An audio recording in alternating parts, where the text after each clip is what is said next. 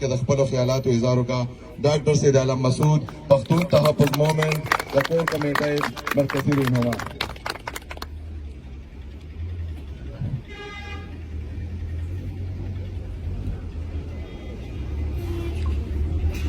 محترمو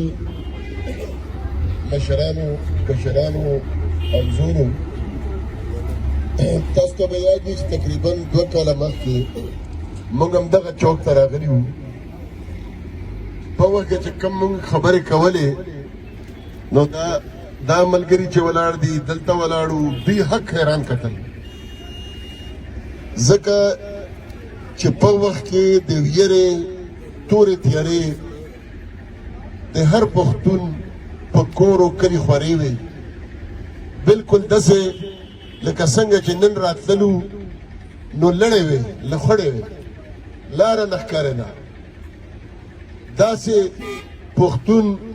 یرولی شوی و، چا به ذکر نشو کولی چې ورور به فوج اوچت کو نو ده به مقدمه نشوه کولی، ده به بل چا ته ویلی نشول چې زما ورور چا اوچت کړی دی. چې کوم عدالت ته لاړو نو هلته به د فوج نوم نشو اخیستی، وبه یې وایي چې پولیس اخیستلی یا نامعلومو اخیستلی. خبره دا ده چې دا سلسله وکیل صاحب هغې نه مخکې ذاکر زموږ د نورو ملګرو ښایسته بیان کړه. داسې ساده خبره نه ده. په دې پاکستان کې که هر څوک په هر انصاف باندې تله وتلي، دا په اصل کې د پنجاب ریاست جوړ شوی دی. د ده میډیا، د ده پارلیمان، د ده فوج، د ده هر یو اداره دا بنیادي طور باندې د پنجاب ده او دا نور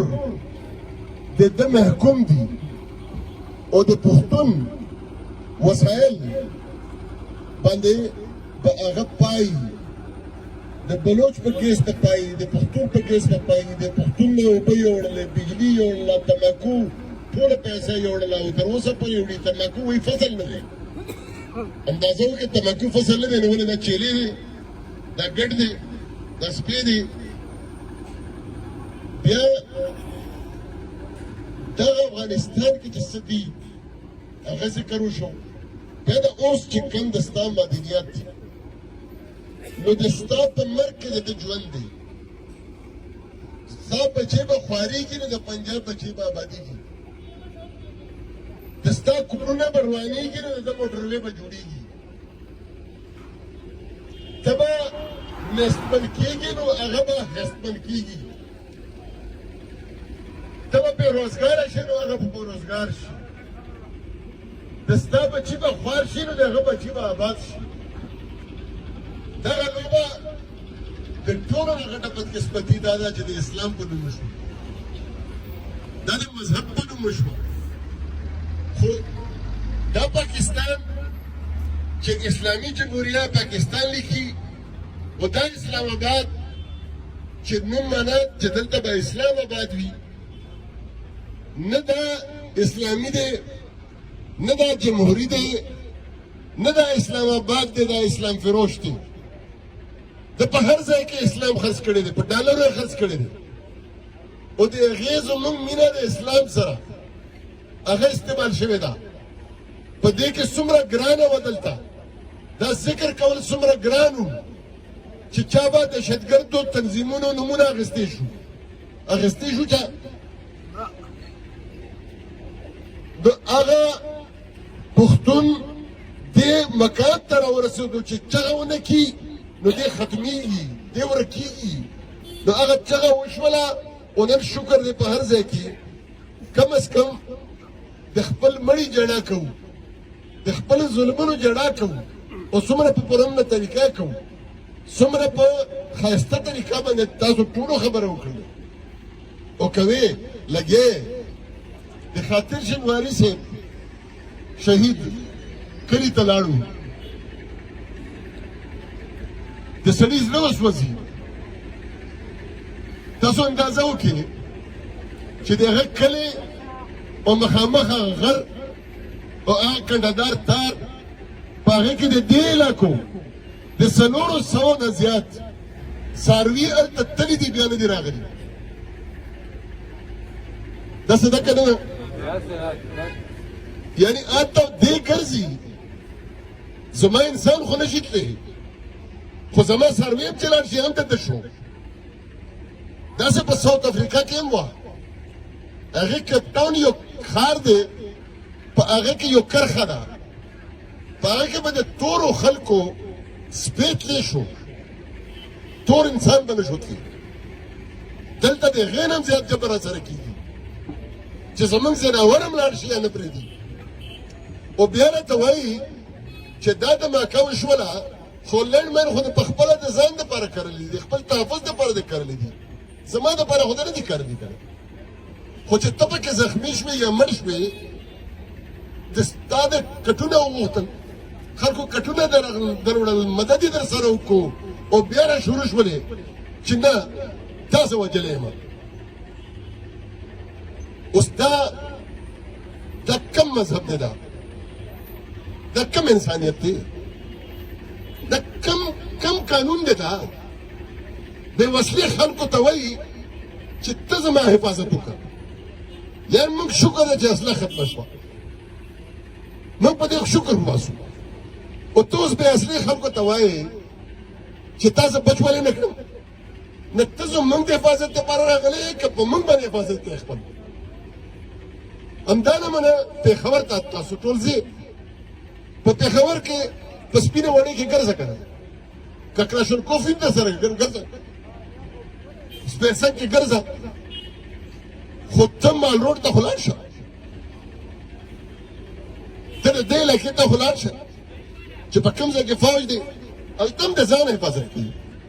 د ښار حفاظت خو نه کوي د پښتون حفاظت خو نه کوي د ځان حفاظت کوي نو ته چې د ځان حفاظت کوي او په دې کې تا سره څه بده واقعه وشي نو موږ د ستا بده واقعه غواړو نه خو تا ته دا حق څه دی چې زما دا غریب کلی تروان کې ځوانانو چت کې دومره ظالمانه وډبوي چې هغه مړه کې شهیدان یې کې او هغه غریب مزدوري کوي یا پنډي وي ستړی کور ته راغلی وي او یو ناڅاپه واقع شوی وي الټا تا ته کټ هم درکړی وي ته وړی هم یې تا سره همدردي هم کړې وي او ته هغه باوجود هم داسې کوې او بیا چې کوم دی اوسه پورې ساتلي دي یار دا خو ورسره نشو منلی که دا خو در سره نشو منلی که دا آیا په اسلام کې لیکلي شوي دي په قرآن پاک په سنت نبی صلی الله علیه وسلم په احادیث کې دا لیکلي شوي دي چې په پاکستان کې به پښتانه صرف شهیدان کیږي دا په اسلام کې چېرته ویلي شوي دي چې شهادت به صرف د پښتون په قسمت کې د ده په قسمت کې به یورپ وي د ده په قسمت کې به جزیرې وي د ده په قسمت کې به بنګلې وي د ده مور به پروفیسره وي د ده خور به خاره ناپس وي زموږ مور زموږ خویندې به په هوټلو کې عمر تېروي دا خو اسلام نه دی دا خو انسانیت نه دی دا د منلو شی نه دی عزیزانو دا د منلو شی نه دی دا نشو منلی دا منو ورسره په دې حواله سره تاسو بیا وګورئ چې دا واقعیت تا سره په هر ځای کې وشولې د پښتونخوا په ټول وطن کې وشولې په افغانستان کې وشولې په زاړه پاټا کې وشولې خیبر پښتونخوا کې وشولې د بلوچستان په پښتنو سیمه کې وشولې دا دهشتګردۍ په نوم جنګ باندې پاکستان وایي چې 72,000 شهیدان ما ورکړو بیا مخکې دا نه وایي چې په پاکستان کې دا شهیدان څوک وو یار په پاکستان کې ته د دې حساب دنیا ته کوې چې ما 72,000 شهیدان ورکړل اخر هغه خو بس جبم ویله د کومې ژبې والا خلک وو هغه به چېرته ضلع هم وه که نه د کومې ضلعې خلک وو هغه به چېرته صوبه هم وه که نه د کومې صوبې خلک وو نه ځکه چې پته ولګي دنیا ته چې په 72,000 کې 72,000 پښتانه وو نو بیا دنیا ته پته لګي چې د پښتنو نسل کشي کړې ده دا نمونه پاکستان چې وایي امریکا ته لیکي چې ما د دهشتګردۍ په نوم جنګ باندې کې 123 اربه ډالره انفراستراکچر تباه شو یعنې سړک کورونه سکولونه بلډینګونه بیا نه وایي چې د چا تباه شو اخر چې 123 اربه ډالره د ستا انفراستراکچر تباه شو پاکستان او ته دنیا ته ښایې چې وګوره زه خو ډېر کړېدلی یم په دې جنګ کې تباه شوی یم ماته نور مدد راکړه نو دا بیا ولې نه وایې چې په پاکستان کې دا د چا تباه شو دا نه وایي دا سړکونه د چا تباه شو سکولونه د چا تباه شو جوماتونه د چا تباه شو جنازې د چا وډزېدلې چېرته په پنجاب کې مې یو ولیدله د پنجاب د یو انچ سړک راته وښیي چې د دهشتګردۍ په دې نوم کې روان شوی وي یو بلډینګ دې راته وښیي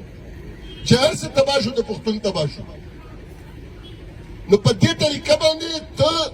نیستمن کړې ستا معیشت یې تباه کو ستا تعلیم یې تباه کو ستا کاروبار یې تباه کو تا ته د NLC په شکل کې راغی تا ته د فرنټیر ورک ارګنایزیشن په شکل کې راغی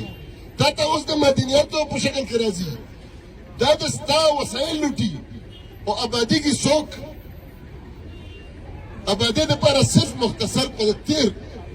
د افغانستان جنګ خبره به نه کوو دا اوس خبره کوو په دې تیر 15 کالو کې زموږ خو هر څه برباد شو زموږ خو هر سړک هر کور تباه شو آباد څوک شو دا پنجاب بالکل پنجاب موټروي چېرته جوړې شوې میټرو چېرته جوړې شوې نو دا نیغ په نیغه د پښتنو نسل کشي ده د هغوی تباهي ده د هغوی د وسایلو لوټل دي هغه ویرول دي په ویره کې ساتل دي او بس موږ د یو ایمان تیر کړو چې د ژوند او د مرګ دا د الله پاک په لاس کې دی ما دوه کاله مخکې هم دلته درته ویلي وو چې دا د الله پاک په لاس کې دی دا ژوند او مرګ د منګلباغ په لاس کې نه دی دا ژوند او مرګ د ISI په لاس کې نه دی دا ژوند او مرګ د پاکستان د فوجي په لاس کې نه دی دا د الله پاک په لاس کې دی او کل نفس ذائقة الموت یو ورځ به ځو چې څوک پیدا شوی دی هغه به یو ورځ وفات کېږي نو چې موږ په بستره مرو په دې تماشه مرو چې کله مې یو ګاونډي مړ وي کله مې یو خپلوان مړ وي کله مې یو خیل مړ وي کله مې بل خیل وژني داسې به زه مرم داسې به موږ مرو نو په دې میدان کې نه مړ شو په دې میدان کې نه مړ شو چې او د امن چغه مې والې وه د کم چغه مې والې وه د کم درد مې پش کړی او دا یېره چې یو ځلې ختمه شوه خدای شته که نور اسم بیا پکې اسم بیا نه دي وایي چې یو چغه شه ټپکه را بیدار که عالمونه په خاوره د پښتون جوړ که د امن اوازونه والله چې ګنې دغه بېحسي د رانه وژني پښتونه دا قاتله خاموشي د رانه وژني وایي لا اوس هم د وخت واګې دي د ستا لاس کې کمبخته لا اوس هم ته باچا یې لا ګزار نه یې له تخته لا اوس هم خپله برخه اخیستلې شي له وخته د ذهن نه دې وشلوه د ویرې زنجیرونه خطره ګنې دا بېحسي د رانه وژني د نر بابا بچیا بېنګي د رانه وژني نو کیسه دا ده چې دا ویره خو انشاءالله اوس ختمېږي اوس دا سره پیرل دي دومره خواږه مشران سیاسي مشران ناست دي دومره پوه خلک د شینوارو د افریدو جرګې یا د ټولو پښتنو جرګې دا د علم ډکې جرګې دوی چې کله کیني یو مشکل ترین خبر هم ډېره ښایسته حل کولی شي په دې کې صرف داسې ده چې دا درد که موږ راغلي یو او موږ دا خپل درد نه ګڼو نو موږ ډېر بې غیرته یو دا زموږ خپل درد دی ملمانه نه یو څه احسان هم نشته به دی څه ښېګړه در سره نه کوو دا نمونه چې بل ځای کې دردم وي نو هغوی ته لږ خو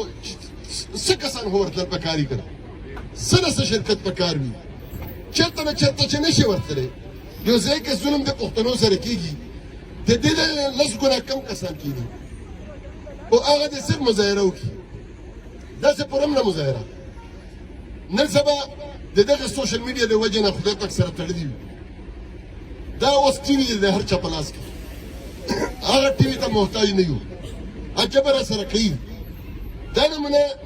د هر چا په وس نه کېږي نو د هغه په حواله سره دې په هر ځای کې معمولي چنده دی د میاشتې د 10 روپۍ دی اوس خو د دې بدو ورځو دپاره دی یو داسې جوړه کړو چې د نستې د وجې نه بیا پاتې نه شي باجوړ ته 3 ځله تللي وو 3 واړه د مړو دپاره تللي نو دا یو ځل چې باجوړ کې 3 مړي راوړي وو نو دا په لاړکانه کې شوي وو هغه روزګار ته تللي وو هغه چینچي والا چې کم وو هغه تاسو که اورېدلی وي نو هغه ته وایي چې ما ته وویل قاتلانو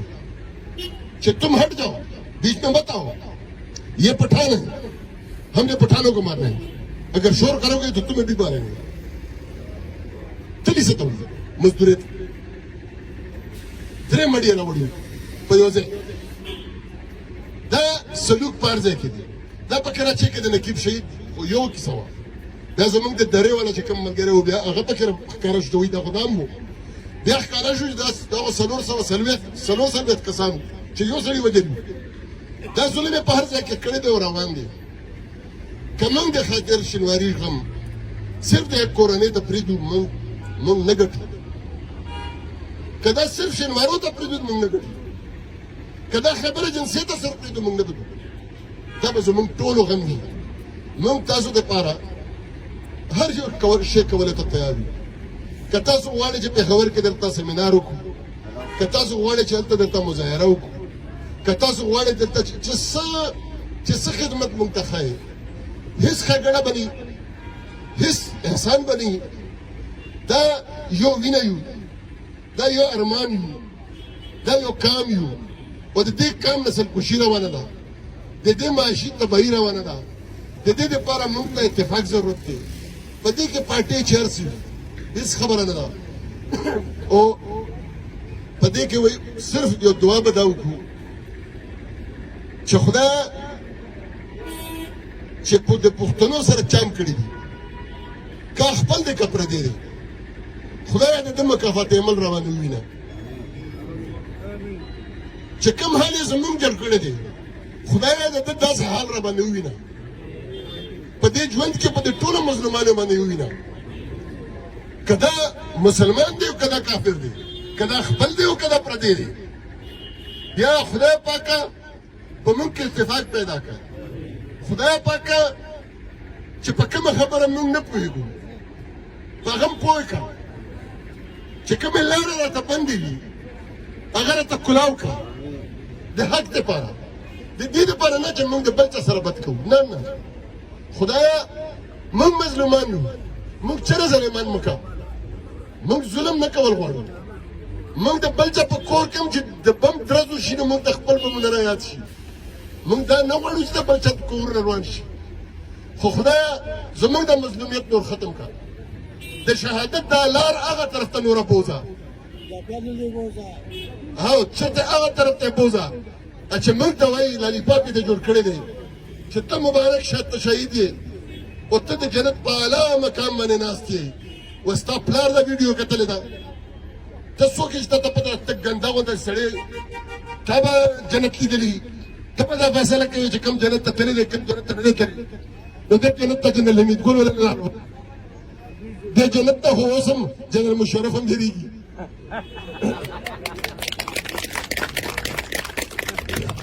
دې جنت ته خو د ستا هغه یو لیډر هم لاړو هغه ملا چې موږ بچو ته به ویل چې خودکش حمله وکړه د هورو سره در واده کوم خپل بچو ته وایي چې نه سبق وایي لندن ته لاړ شه امریکا ته لاړ شه نو خدای دغه بدې ورځې زموږ ختمې کړه او په موږ کې نور اتفاق پیدا کړه ډېره مننه خوشحاله اوسئ